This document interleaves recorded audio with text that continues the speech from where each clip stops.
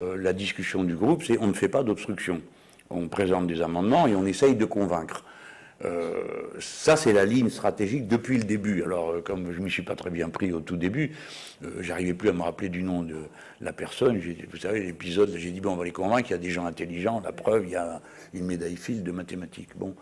Mais l'info essentielle, c'était pas la médaille Fields de mathématiques, c'était le choix de stratégie. C'est-à-dire, on part de l'idée qu'on peut les convaincre, que le groupe est hétéroclite, et que comme le groupe La République En Marche est hétéroclite, et que deuxièmement, à de nombreuses reprises, il viendra à dénouer l'illusion qui le tient ensemble, c'est-à-dire qu'on peut avoir une politique et de droite et de gauche. Bon, c'est-à-dire, pour ne pas prendre les vieilles étiquettes, libérale et solidariste. Hein, bon, en gros. Bon, on pense, nous, on fait le pari que ça, on peut le dénouer. Et qu'à partir du moment où on le dénoue, eh ben, en quelque sorte, s'accomplit la crise politique dont le macronisme a été l'annonce du report.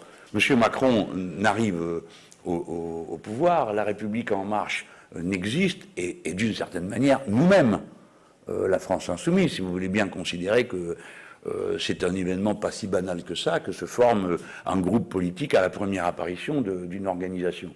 Nous-mêmes, nous sommes tous ici dans cet hémicycle les enfants d'une crise politique majeure de notre pays. Donc, est-ce que M. Macron a les moyens de la maîtriser, de la juguler, ou bien est-ce que nous avons les moyens de faire en sorte qu'elle aille au bout de son contenu et de sa signification. Donc, on adaptera nos moyens. On n'aura pas une attitude obstruction ou violence ou quoi que ce soit de cette nature. On va, à chaque instant, choisir la manière qui nous permet de convaincre. Hier soir, quand on est parti, ça va peut-être vous surprendre, mais il y en a plein qui nous ont dit « Vous avez bien fait, c'est insupportable. On serait à votre place, on serait parti aussi. » Dans les rangs de La République En Marche. Ce sont des gens intelligents, ce n'est pas des robots. Ce sont des gens qui sont venus là, pleins d'espoir, bon, très différents, hein, mais c'est pas des marionnettes, ils ne vont pas accepter ce rôle, d'être comme ça, tenu au pas, tout le monde se tait pour que ça aille plus vite, le président de groupe n'est pas là, on ne sait pas qui est le serre-fil, enfin, rendez-vous compte de qui ils sont. Ce sont des gens, souvent, qui ont des responsabilités dans la vie, bon, donc nous faisons le pari ben voilà, qu'on peut les convaincre. Et c'est ce que disait à l'instant Éric Coquerel, c'est que le groupe y est arrivé hier soir. Non. Non, de voter avec nous. Ah oui, eh bien oui, mais vous savez comme moi comment ça se passe. Si un groupe est convaincu, essayez de faire voter un seul membre de mon groupe pour, par exemple, abroger l'impôt sur la fortune. Vous pouvez passer des heures, ça ne sert à rien. Bon, par contre, nous, on peut arriver à les convaincre que ce n'est pas une bonne idée, parce qu'il y en a là-dedans qui pensent que ce n'est pas une bonne idée de supprimer l'impôt sur la fortune. Soit d'être godillot, soit d'être instable. Non, attendez, d'abord, nous, on leur reproche... Non, madame. C'est des instables, et quand ils votent... Oui, non. Non, mais ça, c'est ce que vous avez entendu. Ce n'est pas ce que nous disons. Nous ne faisons pas de reproches. Nous les observons.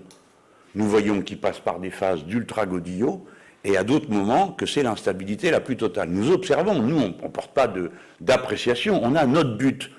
C'est vous qui faites les commentaires, pas nous. Nous, on est dans l'action. Donc, quel est le sens de notre action? Clairement, de continuer le projet sur lequel on est. Comme nous sommes parlementaristes et que nous croyons aux institutions républicaines, même si nous n'aimons pas cette République, on utilise l'Assemblée nationale pour faire ce qu'on a à faire et qu'on est en train de réussir. C'est-à-dire de déverrouiller une machine qui se pensait bien huilée, bon, et qui est en train de s'auto-bloquer compte tenu d'une évaluation qu'ils font de la situation qui n'est pas la bonne. M. Macron n'a pas compris qu'il n'a pas été élu sur la base de son programme, il n'a toujours pas compris. Et il joue à fond, ou plutôt s'il l'a compris, il joue à fond sur sa personne, son allant, voilà ce que je disais, la stratégie du pont d'Arcole, mais il faut le traverser le pont, hein.